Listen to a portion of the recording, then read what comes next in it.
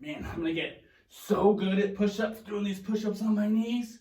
Well, no, you're not, right? One, this puts you in that crummy position with the shrugging shoulders that we talked about in our last video.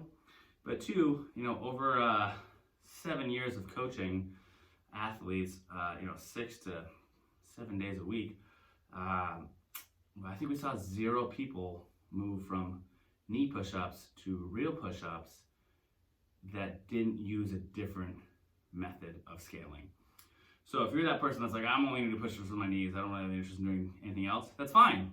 As long as you don't have any goals of like ever progressing past that. There's just no functional carryover and no strength building. So what are some ways that you can improve it? Well, one, pretty easy, is to elevate yourself, right? Put your hands on a box, elevated surface. Put a barbell inside of the rack if you need to be really elevated. Put your hands in the rack. Just make sure you're on the barbell. Make sure you're facing the rack so you don't push the barbell out of the rack. That would be bad. Okay? So here, same thing, right? Get set up, find that position, tuck, right? Everything's on, and then come up to your toes and then press down. Right? Forward and down. So you just scale it the same way.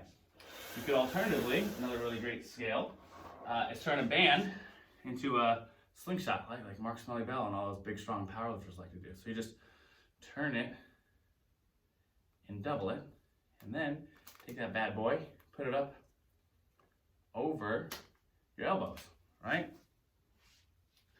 And then do everything that we did in our push-up video, where you wide base support, finger straight forward, create that rooting, good plank position, push yourself forward, and then come down. And then this last little bit here, the band stretches across your chest and pushes you up onto the bottom.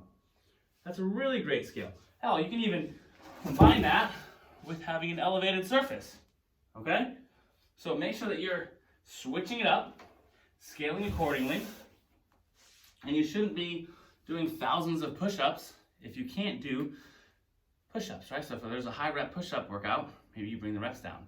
Another really great method of scaling here is just to do eccentrics. Eccentrics, I think, and when I say I think, I mean science shows, studies, research shows that eccentrics are phenomenal at building strength. You can support more load in the lowering phase, in the eccentric phase of any muscular contraction than you can lift in the concentric phase. That's why when you go, to the bro gym over at Planet Fitness, they're all doing negatives on the bench press because they want to get a really big bench press. So they load it up more than they can lift. They have their buddies spot them, and they just control it as best they can all the way down, and their friends help them lift it up. All right? So we can do the same thing here. We get in that same push-up position, right? Push yourself forward, control it all the way down to the ground, and then push your knees down, press up, right? Because the part that we care about here is the lowering phase. Come up again, and lower yourself all the way down. Now what we see a lot is people will go super slow at the top, and then when it gets hard, they just collapse through it. That's pointless, okay?